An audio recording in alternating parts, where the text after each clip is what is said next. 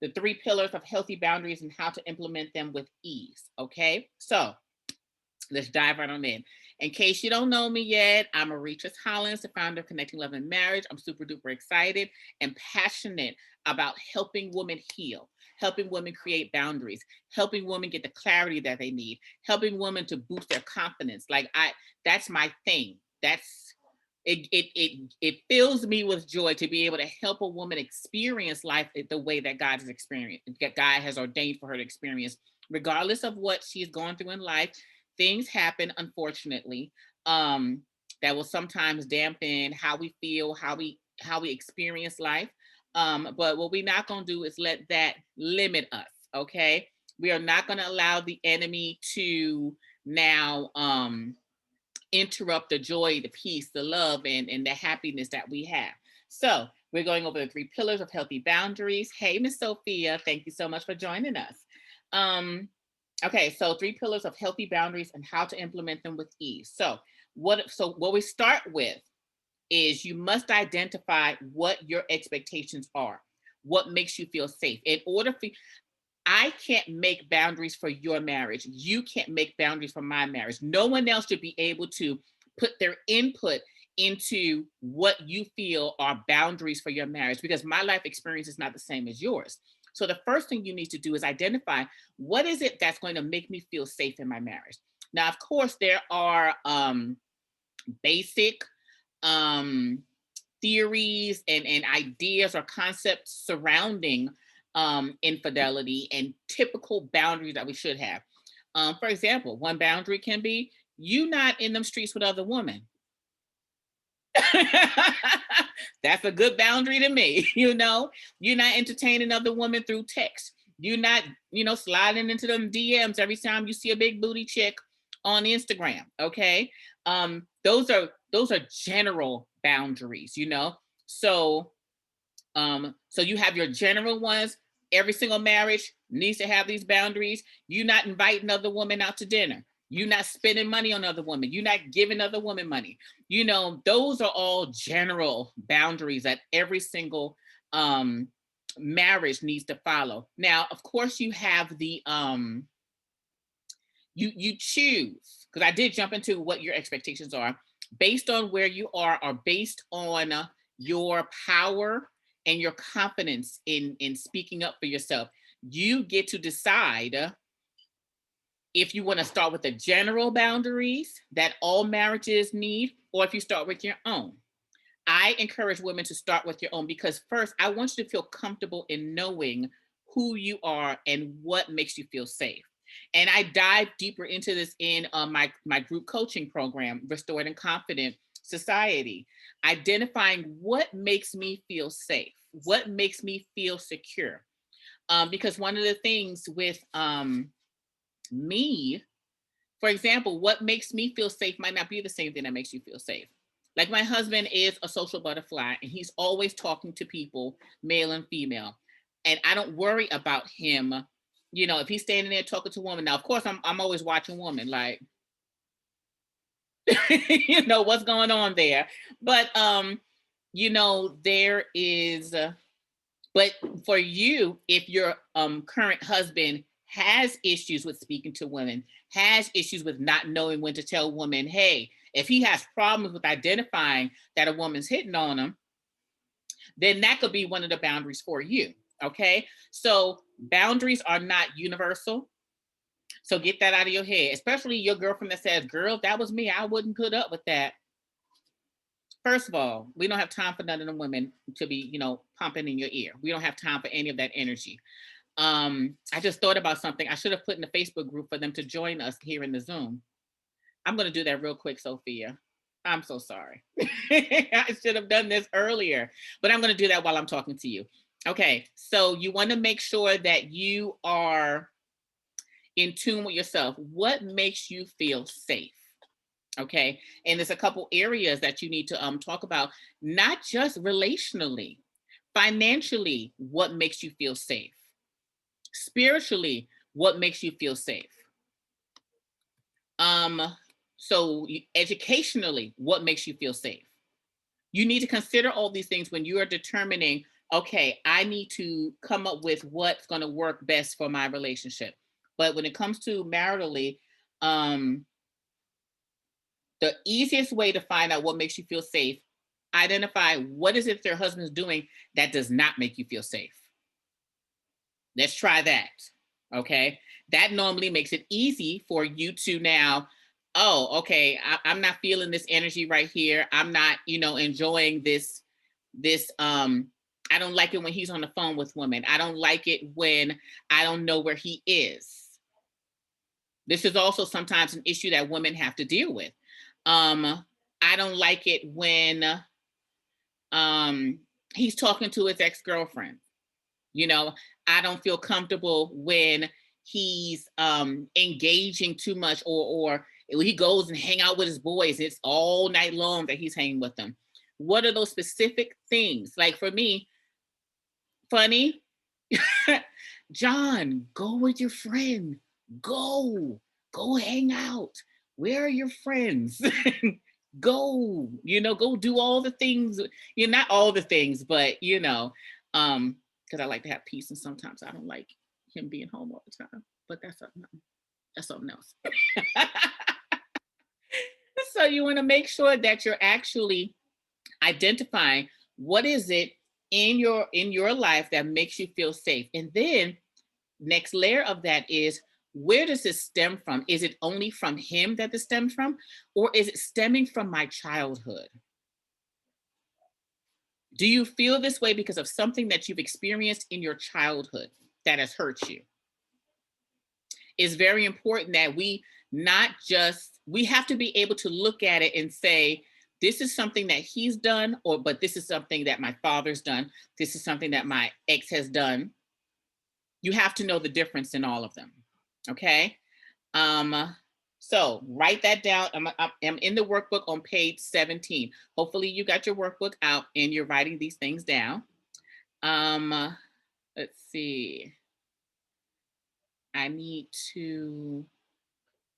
trying to get this link, sweetheart, so that others can join too. So forgive me if I'm a little distracted while I'm talking. Okay. I'll put this in here.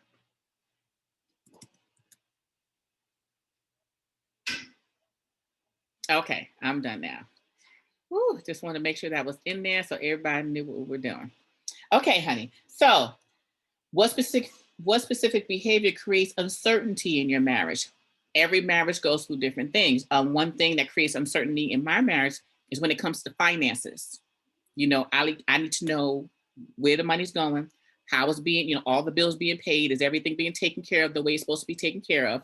I need to be certain that everything is going where it's supposed to be.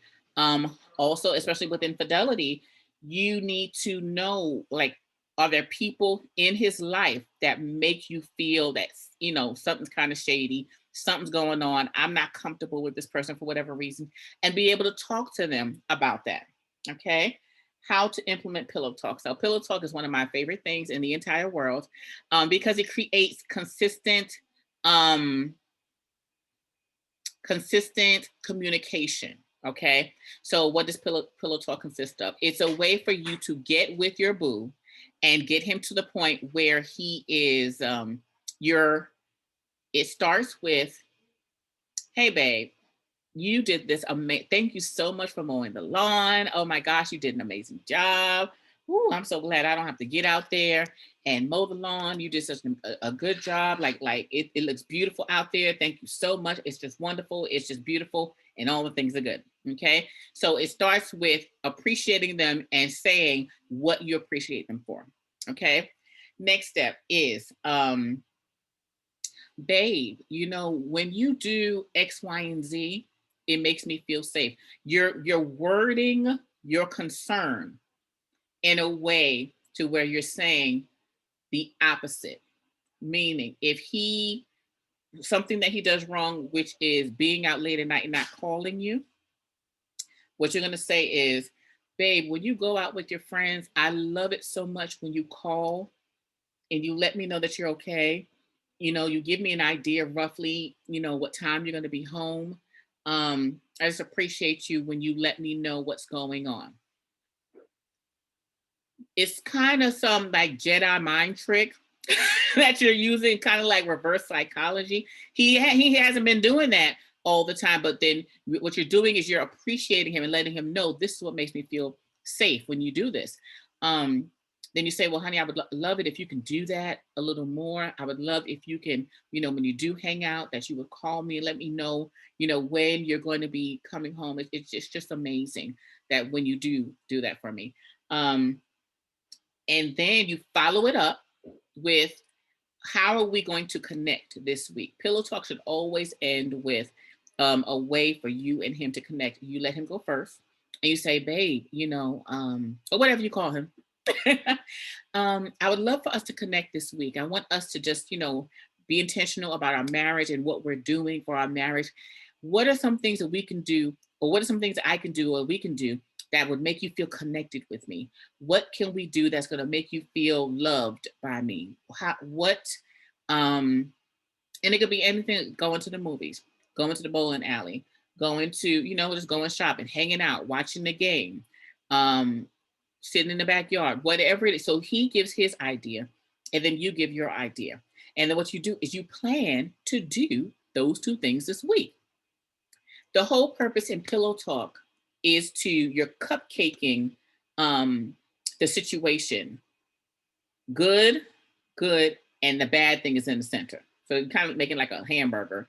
The bread are two good things. It's like, ooh, exciting, we're growing, we're doing wonderful things. In the middle, it's, okay, this is room for improvement. This is what we need to work on, because you ain't doing this. But I need you to do this so that I can feel, good. I need to feel a certain way. Okay. So that's Pillow Talk. Okay. Now, let's jump back to those healthy boundaries. So within your Pillow Talk, you are discussing the boundary. The hamburger meat in that, I guess maybe I shouldn't call it Pillow Talk anymore. I should say we're going to make a hamburger. I like that. Okay. So in the midst of that, when you have your 3 pillars of healthy boundaries, we're on page 18 now. Pillow Talk, you're talking about one of the boundaries you need implemented. What are 3 pillars of healthy boundaries? 1, it must be realistic. You asking your husband to never, ever, ever speak to another woman again is unrealistic. Unless he's going to stay in the house with you all day, every day, and never be engaged with anybody else outside of the house. Like, and if you're rebuilding trust, at some point, he needs to be able to have communication or a conversation with another female without you being triggered. Okay. So 1, it must be realistic. 2, it must be measurable. It must, meaning when I say measurable, it must be something that, for example, if you say, honey, I'd like for you to call me. Can you call me once a day? Let me know how you're feeling.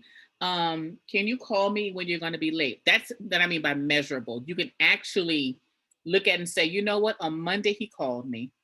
On Tuesday, he called me. On Wednesday, he called me. Like, you can actually put numbers with it.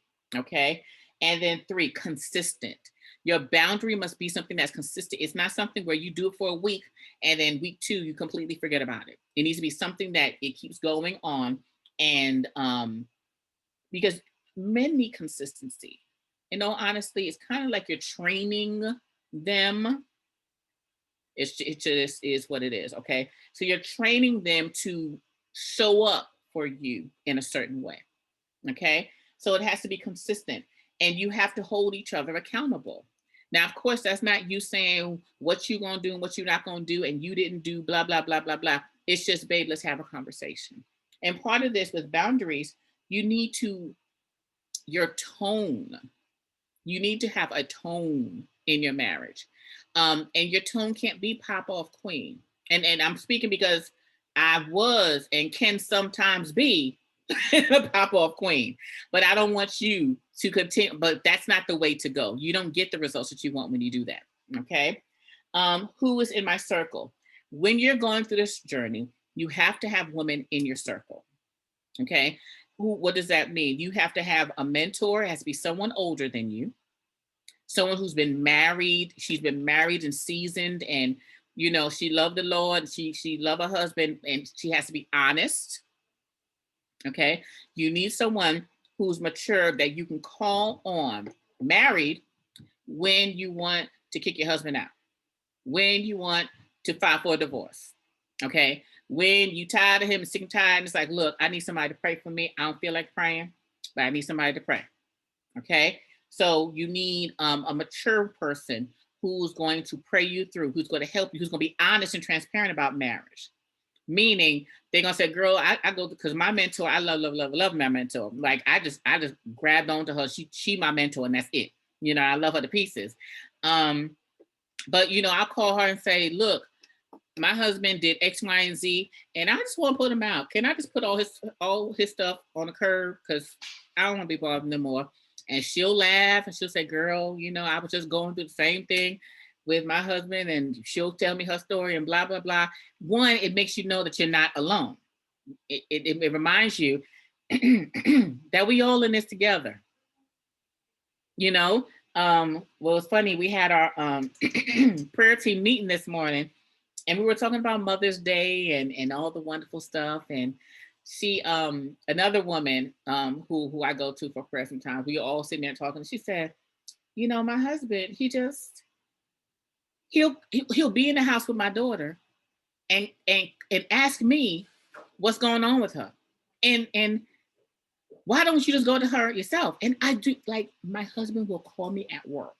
He's home with the children because his hours are a little different. So during the day, he's normally home with them. He will call me at work to ask me what's going on with one of my daughters. You're home with them right now. Like, go talk to them. Like, and so I comforted. I thought it was just my husband that does that. I literally thought that's just mine. No, many of them do this. They'll be sitting in the house with the child and hey, babe, what's going on with our first child? What's going on with the second child? It's like, oh, y'all all out here doing this. So I say all that to say, you need a circle of women who are in the same boat as you, who are married, who love the Lord, who want to live for God, who believe in marriage, and who believe in being honest and transparent about marriage. You also need a wife who you can just go and hang out with. So you could just have a good time. I don't want to talk about marriage. I don't want to talk about my husband. I don't want to talk about none of the things. I just want to laugh and feel good. I just want to be happy. I want to relax. You need a friend for that. That's normally a separate person. Okay. And you also need a couple that you're now pouring into. And why do you need a couple that you're pouring into? Because this keeps you on your toes and it makes you intentional about perfecting who you are and your marriage. Because if you're mentoring someone else, you don't want to be shabby and raggedy and looking a hot mess. You actually want to represent God well. So that makes you intentional about, wow, when I stand before this couple here, I want to make sure I'm giving them good counsel. I want to make sure I'm ministering to them the way that honors God. Okay, so those are 3 different people that you need to have in your circle. The group that you're mentoring, be careful and mindful of what you're speaking into them or what you're saying to them. Don't share all the things. For example, someone that's been married a year is not going to understand what you're going through at year 20. You know, I love my newlyweds, I do, but they enter marriage with this beautiful, rosy aspect of life, saying, oh, everything's beautiful, everything's wonderful, everything. If y'all upset and mad at each other, you just don't know what you're doing. You ain't doing it right. And you know, but us people who've been in this are seasoned veterans of marriage. We say, oh, okay, honey, you just keep on living. Just keep on living. When I moved to Texas, they would say that to me. And I'm like, what do y'all mean just keep on living? Like, what's the alternative? Kill myself? Like what? And it wasn't until I realized, first of all, that's slang. It's just keep on living.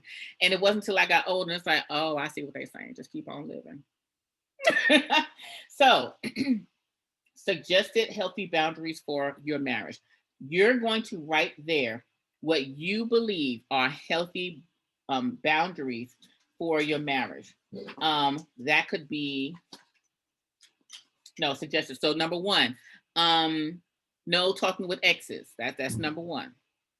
That's a healthy boundary. You shouldn't be on the phone socializing with your ex. If there are children involved, whenever y'all talk, it should only be about the child And in one relationship, it's good if both wives, if the wife and the ex-girlfriend or ex-wife or whatever, they communicate about it too. So one, no talking to exes. Number two, I'm making notes over here as I'm talking to you. Another boundary. He needs to be open and honest about where he is. Like there should never be it's not about keeping tabs on him. If you're not doing anything wrong, there shouldn't be a problem. It is what it is. Okay. So open and honest about where he is. Three, if he did get caught in an affair, he has to break all ties with that person. All ties. And if he was foolish to mess with somebody at his job, baby might need to find another job. That's just, oh, my daughter just woke up who's been laying on the floor. Why do my children lay on the floor? I don't know. But she wrapped up in her blanket. Baby, just go ahead and go with your sisters, okay? Okay. Well, she had a nice little pallet down there. She looked very comfortable. She had blankets and she's wrapped up in Dora and whatnot, her Dora blanket, but it is what it is. Okay. So, life as a mom and wife is so beautiful. Another healthy boundary that you can create within your marriage, like I was saying, he might have to change his job. You know, that is just what it is. Another healthy boundary is who you allow each other to speak to about your marriage. Okay, because there's certain people where I look like my husband now, you can't talk to them. You can't get no kind of advice from them. Like, I don't even want you to get advice about where to park your car. Like, I want them giving advice about how to clean your sneakers. No, they are not the one. So one of the boundaries is, who do we go to for counseling? Who do we go to for coaching? When stuff is wrong in our marriage, who are we both comfortable with speaking to? Okay. Another boundary in the marriage is how long we allow each other to not speak to each other. If we have conflict, if we have an argument, how long is acceptable for us to cool down?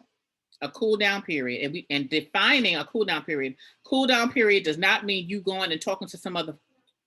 I'm about to say heifer, because I like to call them heifers. How long? Like, who? You are not allowed to go speak to another female about what's going on. Like 100%, your husband should not be going to another woman for counseling or coaching. Oh, she understands and she's helping me to understand you. No, I help you understand me. That's it. Unless you go into a trained professional, and then that's okay. But other than that, no, we're gonna cut that off. So those are some examples of boundaries that you should be making. Okay. And then when you go to page 19, it talks about creating boundaries and how you're going to write down what makes you feel secure in your relationship. And then, spend some time in prayer, asking God, Lord, what do you believe we need?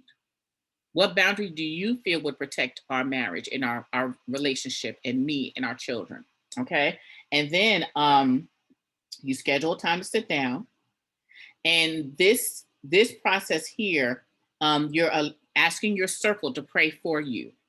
I'm about to create these boundaries. And when you're creating boundaries, it's not just you coming to the table with a long list of stuff that you telling your husband he can and cannot do. Both parties are involved in the conversation. So he should be involved in, okay, this is a boundary that I think we need. This is a boundary that I believe I need. So it's both of you coming to the table with boundaries and you're compromising. Okay. It's not just do as I say do, and that's it. Okay, you're compromising about it. And then on this page, you're gonna write down healthy boundaries that makes me feel. So write down your own. Which boundaries make you feel safe? And then once there's two different pages. On 19, you're writing down what you want. And then on page 20, you're gonna write down what both of you come up with and say, okay, this is what we both agree on. Okay, remember this compromise. You might not get 100% of what you want. But that's the whole beauty in a marriage, compromise. Okay. So I hope this has blessed you. Feel free to reply to the email if you have any questions. The doors of Restored and Confident Society are open. So if you have been struggling with boundaries, if you've been struggling with infidelity, if you've been struggling with clarity in figuring out your next steps, if you're struggling with, is my husband a repeat offender, meaning he cheats numerous times, If you're struggling with creating the life that you feel safe in, or creating, um, it's not just about marriage. We talk about you being whole and you getting to a place where you feel whole. That's what we focus on in Restored and Confident Society. Yes, we deal with all the intricacies of building a relationship, because even if you leave your husband, you still need to have boundaries, and you still need to have heal from that relationship. So we deal with healing, we deal with mental health, we deal with self-care, we deal with conflict resolution, resolving conflict effectively. Those are the four pillars of Restored and Confident Life Society. And if you have questions, you should have received an email from me already about it. But I would love, love, love for you to join. Go ahead and click the link in that email. I'm going to send you another email with information about this. And the doors will close on Tuesday. Okay. So, and once the doors close, I just want you to know the price will go up. Right now, it's for those who were inside this live or inside this workshop, those enrolled within the workshop. There are extra bonus for you, where you're saving money by joining now. Okay. So feel free to reply to this email. If you have any questions, feel free to go ahead and register. Anyone who registers, you do not have to go through the application process. All right. So I love you. Hope you have an amazing weekend. For those of you who are mothers, I want you to turn all the way up for Mother's Day. Okay. Mother's Day weekend. For those of you who have lost a mom or lost a child, please know that I'm praying for you. I'm praying for your healing. Those of you who are wanting to become mothers but are unable to right now, please know that I'm praying for your restoration of your emotions, and that God does something special for you. All right. Have an amazing week, loves. Bye.